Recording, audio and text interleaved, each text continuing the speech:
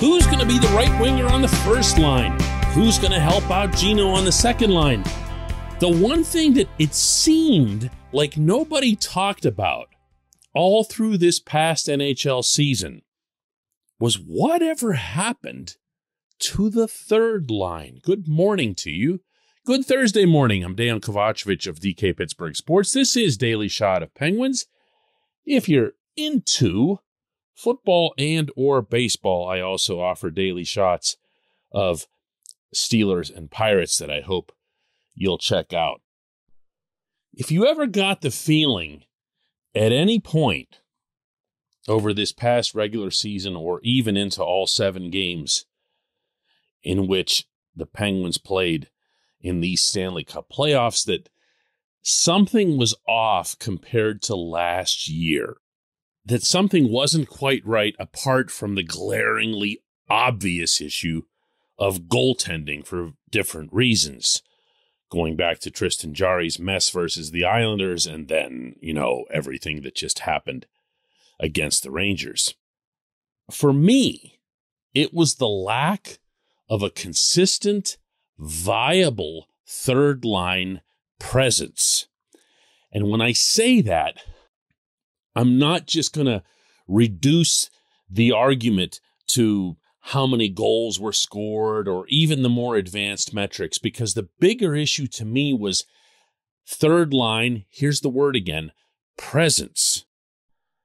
A year ago, whether they were considered the third line or the fourth line, regardless of where Mike Sullivan drew them up on the dry erase board, it was Teddy Blueger, Zach Aston-Reese, Brandon Tanev.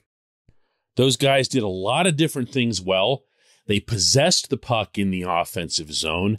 They grinded down the other team's defensemen. And when Sullivan used them in this way, which he did more often than not, they would be a matchup against the other guy's top line, more often than not winning the possession battle. And that's a heck of a thing. If you think about it, to be able to have as part of your pregame planning that you could have a line made up of bottom 6 guys who would legitimately outperform the other team's very best. That's a nice thing. If you go back to the 2016 and 2017 Stanley Cups, you'll see with HBK that group was there.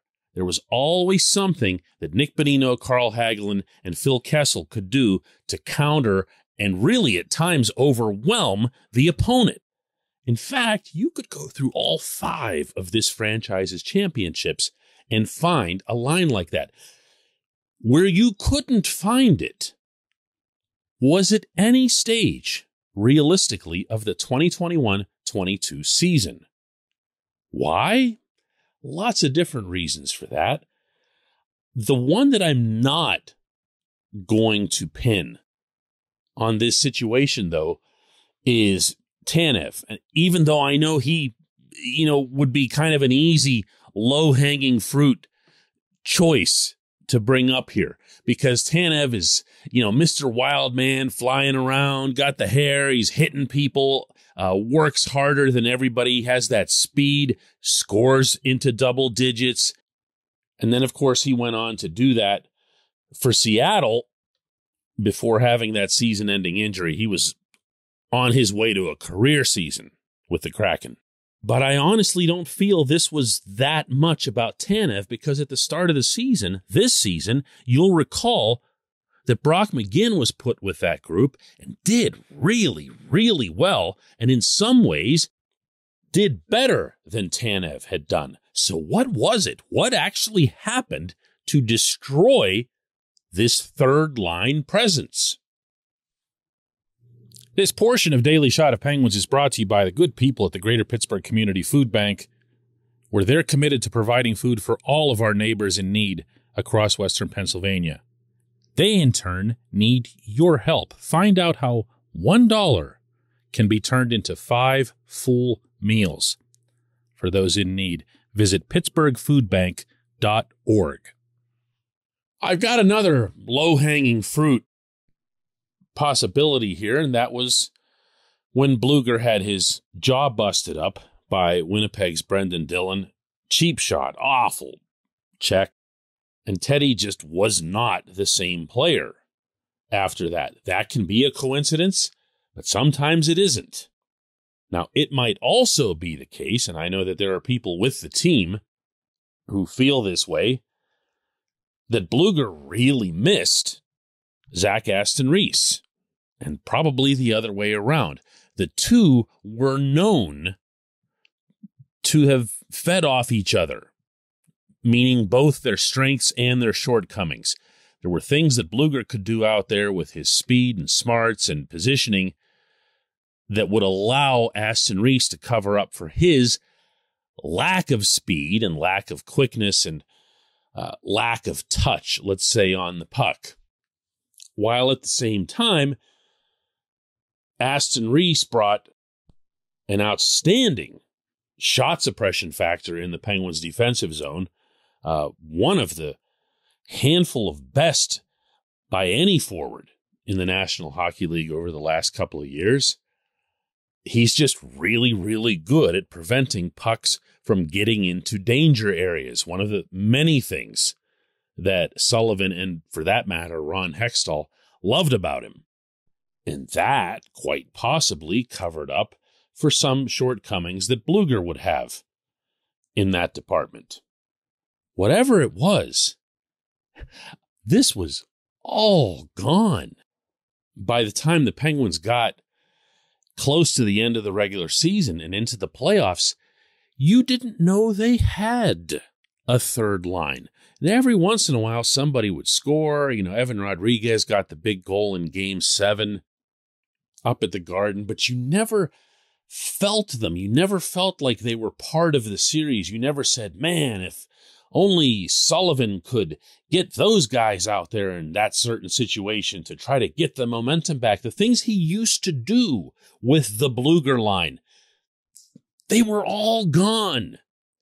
Not diminished. Gone.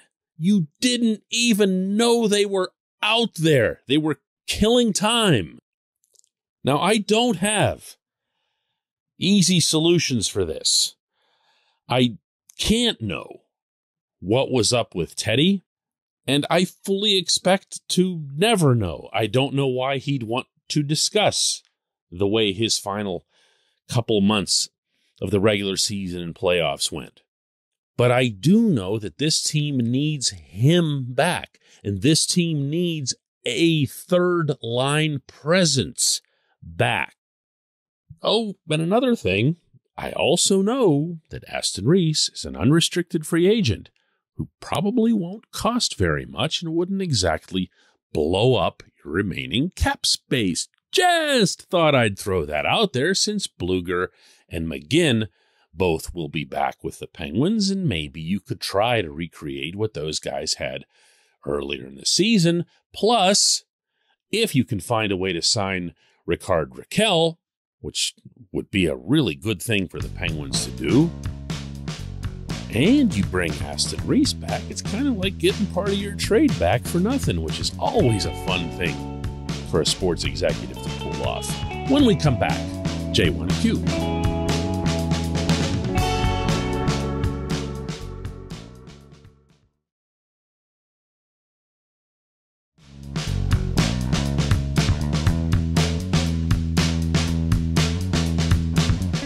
And today's J1Q comes from Mark, who asks, why is it that over time it seems Mike Sullivan has become more averse to giving young players like Drew O'Connor a legitimate shot in the lineup when he was doing this very thing in 2016 with Brian Rust, Jake Gensel, and Connor Sheary playing a huge part in the Penguins winning the Cup? Why has Sully lost faith in young guys?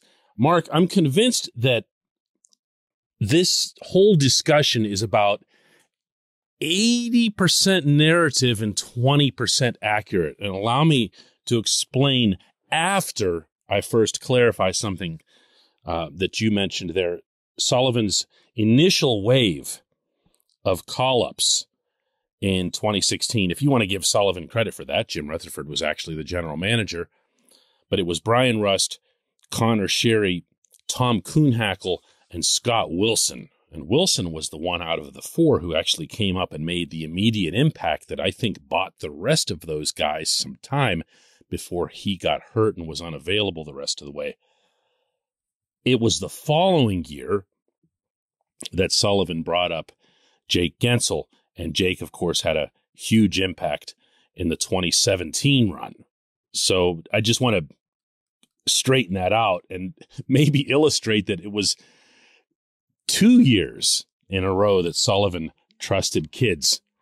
Now, the reason that I say that a lot of this is narrative is because one of the things that's morphed out of this conversation is that, well, Sullivan had those guys when he was at Wilkes-Barre, and therefore he trusted them there, and so he was okay with bringing them up. And I'm sure to some extent that was accurate. However, Sullivan had those guys for like 15 games. You know, he wasn't in Wilkes-Barre for very long before Mike Johnston got fired. He had one training camp and a month of AHL regular season with them. Now, did that help him learn more about who they are and everything else? I'm sure, but was that why? No, I don't think so. Also, and this is where I, keep kind of leaning toward the 80% narrative side. When Marcus Pettersson showed up in Pittsburgh, he was 22 years old, just took a regular shift like it was nothing. And nobody really talked about it. Nobody said, wow, look at Sullivan trusting the young guy that just came over from Anaheim. Maybe that's because Marcus, just looked like a veteran, looked like he's been around forever with the way he played, especially when he first got here. And then what about the case of John Marino? John Marino shows up at training camp after being acquired from Edmonton for a 6th-round pick that summer, given absolutely no chance to make any kind of impact in camp, at least not by those of us on the outside. And Marino ends up making the team like that. And it was never even a thing. Why? Because he could play. No one talked about Marino's age. No one talked about Marino's lack of experience. If anything, it made him even that much more exciting. But no one gave the head coach any credit for that either. So what I think this is, more than an aversion to young players, to borrow your word, is that he has a certain level of trust for the older guys. And I know that might sound like semantics, like I'm saying the same thing, but I'm really not. When Sullivan gives the death glare to Evan Rodriguez coming off the ice after that rock-headed penalty, the retaliation in Game 6, he's giving that look because he's spent enough time with Rodriguez. He knows how smart Rodriguez is. He knows how responsible Rodriguez generally is, and then a relationship gets formed. So when he gives that look, and you remember the one I'm talking about, as Nine's coming back across the ice, that trust, that bond is something that he doesn't feel, and maybe to an extent can't feel, that he could form with someone who just showed up here. Can he do that to Radim Zahorna? Can he do that to P.O. Joseph? Can he do that to O'Connor, who, by the way, Sullivan just loves? And at the same time, and I feel comfortable splitting this, even if it's in an 80-20 way, at the same time, there's no question the coach needs to be more open to it. We saw that this season. We saw all kinds of examples of when a player would go down and a decision would be made to bring up somebody like Valtteri Puustinen or whoever, and you'd have a chance to at least see him, at least lay your eyes on him, give him an opportunity to impress you the way those kids had in 2016, thanks in large part to Scott Wilson's early run of goals. It's a very, very valid discussion. I'm not downplaying it. I'm definitely not dismissing it. I'm just saying it's not as black and white as a lot of people seem to make it.